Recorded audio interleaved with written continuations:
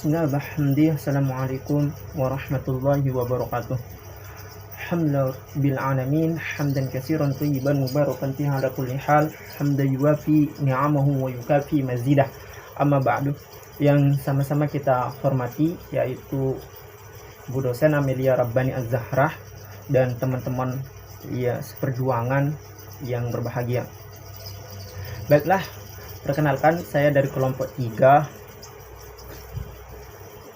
Perkenalkan saya Dharma Putra dari kelompok 3 Prodi PAI semester 7 akan mempresentasikan makalah kami yang berjudul Subjek dan Objek Bimbingan Konseling Islami. Siapakah yang menjadi subjek dan objek bimbingan konseling Islami di sini? Di makalah kami yaitu manusia itu sendiri. Menurut Pak Quraisy Shihab menunjukkan ada 3 kata yang digunakan dalam Al-Quran dalam menyebutkan kata-kata manusia itu sendiri. Yang pertama adalah bashar. Dalam Al-Quran, kata bashar lebih cenderung digunakan pada hal-hal yang berkaitan dengan aspek fisik yang tampak secara umum.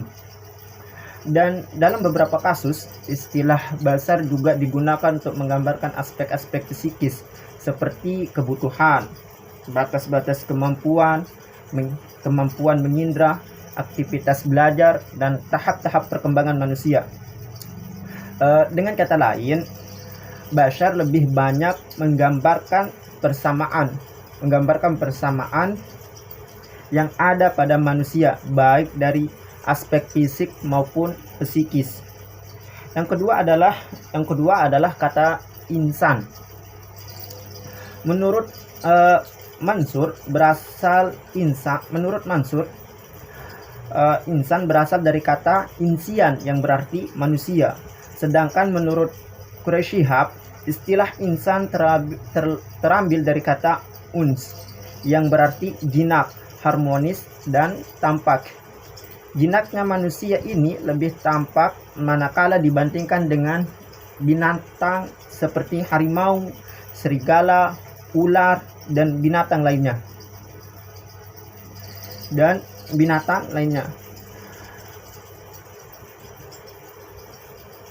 Kata insan dalam Al-Quran juga digunakan untuk menunjuk manusia dengan seluruh totalitasnya, yaitu jiwa dan raganya, menggambarkan perbedaan-perbedaan dalam aspek keruhanian, keimanan, dan akhlak. Dengan kata lain, insan di samping digunakan untuk menunjuk manusia secara utuh, juga menggambarkan perbedaan antara seseorang dengan yang lainnya. Yang ketiga adalah kata zuriyah. Menurut Ibnu Mansur berkaitan dengan keturunan. Zuriyah itu berkaitan dengan keturunan.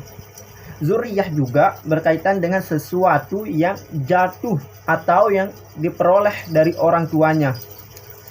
Bila kata ini dikaitkan dengan Adam, maka ini berkaitan dengan keturunan dari mana seseorang berasal dan sifat-sifat bawaan yang dibawa sejak lahir.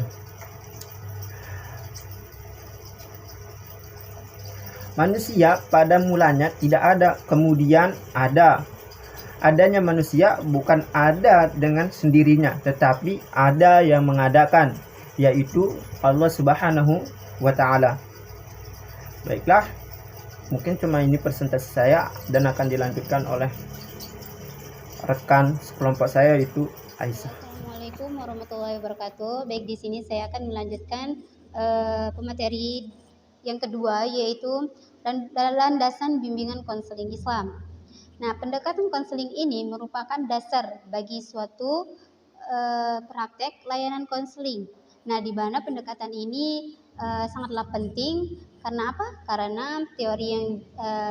Karena secara teori kalau kita pahami, hal itu akan memudahkan kita dalam menentukan arah proses kegiatan konseling.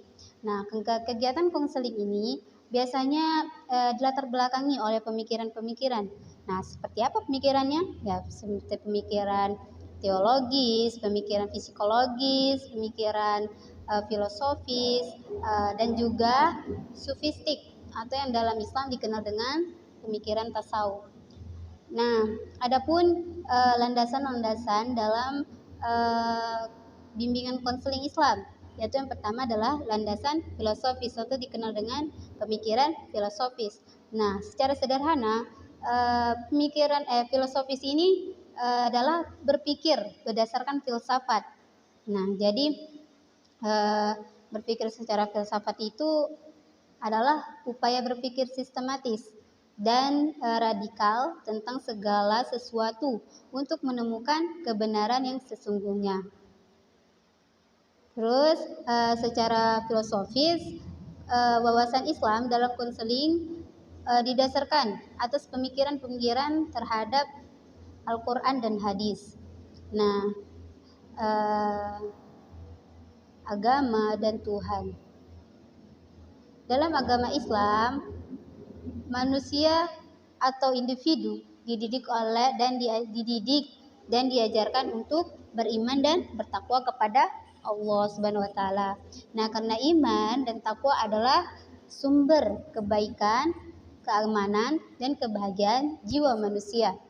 Nah, mukmin dan muttaqin adalah sosok manusia yang sehat dan bahagia jiwanya dalam Islam. Nah, Allah menjadikan manusia dalam bentuk kejadian yang sebaik-baiknya. Dalam penciptaan itu, Allah mempersiapkan manusia untuk menjadi insanul kamil. Atau oleh karena itu, pada kejadian manusia banyak terdapat bukti-bukti dan ayat-ayat Allah bagi orang yang berpikir, baik itu sehat jasmani dan rohani, tentang keindahan dan kesempurnaan sirah atau bentuk kejadian. Yang kedua ada landasan psikologis. Nah, dan secara teoritis nih, psikologi, konseling, psikoterapi, dan kesehatan mental terdapat hubungan yang sangat erat. Nah, keempat ini, disiplin ilmu ini merupakan pilar bagi kesempurnaan kehidupan mental dan jasmani manusia. Secara agama, nah psikologi ini merupakan suatu permasalahan yang hendak dilayani oleh layanan konseling. Sedangkan kesehatan mental adalah kondisi kejiwaan manusia yang hendak dituju oleh pelayanan konseling Islam. Nah, kejiwaan manusia yang hendak sedangkan psikoterapi ini merupakan pengobatan bagi segala gangguan dan penyakit kejiwaan yang dialami oleh manusia. Nah, oleh karena itu secara psikologi, wawasan profesional konseling dalam mencangkup psikologi agama, ilmu kesehatan jiwa, dan psikoterapi. Nah, ini adalah pelaksanaan pendidikan agama Islam. Keempatnya tidak bisa dipisahkan. Secara harfiah, psikologi ini dapat diartikan ilmu tentang sikap dan tingkah laku manusia dalam mempelajari psikologi. Dengan mempelajari psikologi ini, orang akan mengenal dengan mengetahui ayat-ayat Tuhan yang terdapat dalam kehidupan jiwanya dan orang lain untuk mengenal sosok kepribadian dan kondisi kesehatan mental manusia. Oke, yang ketiga adalah landasan teologis. Nah, secara sederhana nih, teologi ini bisa diartikan dengan pembahasan terhadap soal-soal yang berkaitan dengan ketuhanan dan hubungannya dengan alam semesta, terutama sekali dengan manusia. Setiap orang yang ingin menyelami seluk-beluk agamanya, maka ia harus mempelajari teologi yang terdapat dalam agama tersebut. Seseorang yang telah mempelajarinya secara mendalam diharapkan dapat keyakinan atau pedoman yang kokoh dalam beragama. Dan orang yang demikian itu tidak mudah diperdaya oleh perubahan zaman yang memang selalu berubah. Karena setiap gerak, tindakan, dan perbuatannya selalu didasari pada keyakinan yang dijadikannya filsafat hidup. Falsafah hidup. Oke, yang ketiga adalah landasan sufistik atau dikenal dengan, kalau dalam Islam itu dikenal dengan tasawuf.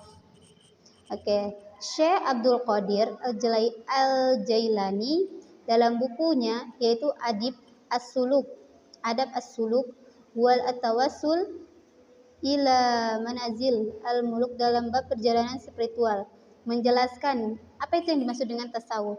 Nah, tasawuf ini adalah latihan dan perjuangan untuk mendapatkan rasa manis dan lezatnya iman sehingga orang merasa rindu padanya. Padanya siapa? Tasawuf.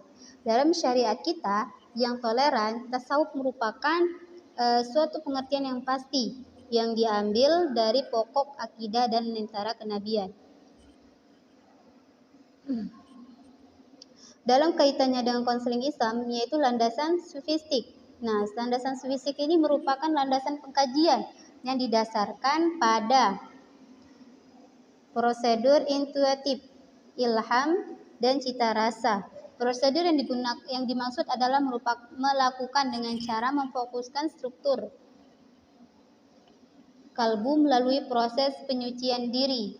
Dengan cara ini dapat membuka tabir atau penghalang antara ilmu Allah dengan jiwa manusia, sehingga mereka memperoleh ketersingkapan dan mampu mengungkap hakikat jiwa yang sesungguhnya. Yang kelima adalah landasan sosial budaya. Nah, pola pikir dan kehidupan yang terlalu berorientasi kepada kemajuan dalam bidang material ini telah melantarkan supra imperis manusia, sehingga terjadi kemiskinan rohaniah dalam diri manusia dan kolbu yang gersang. Nah, kondisi seperti ini itu ternyata sangat kondusif bagi berkembangnya masalah-masalah pribadi dan sosial yang terekspresikan dalam urusan psikologi yang kurang nyaman. Nah, seperti perasaan cemas, stres, dan perasaan terasing, serta terjadi penyimpangan moral atau sistem nilainya. Yang keenam ini adalah landasan pedagogis. Nah, dalam kaitannya dengan pendidikan, secara eksplisit disebutkan bahwa upaya dan layanan konseling ini merupakan salah satu bentuk pendidikan. Nah, oleh karena itu, segenap pembahasan tentang konseling ini tidak boleh terlepas dari pengertian pendidikan yang telah dirumuskan secara praktis. Nah, dengan demikian itu, pelayanan konseling ini harus terkandung komponen-komponen pendidikan. Nah, maka tujuan dari pelayanan konseling ini adalah tidak boleh menyimpang dari tujuan pendidikan nasional. Itu saja yang dapat saya sampaikan. Lebih dan kurang saya mohon maaf. Saya akhiri dengan Assalamualaikum warahmatullahi wabarakatuh.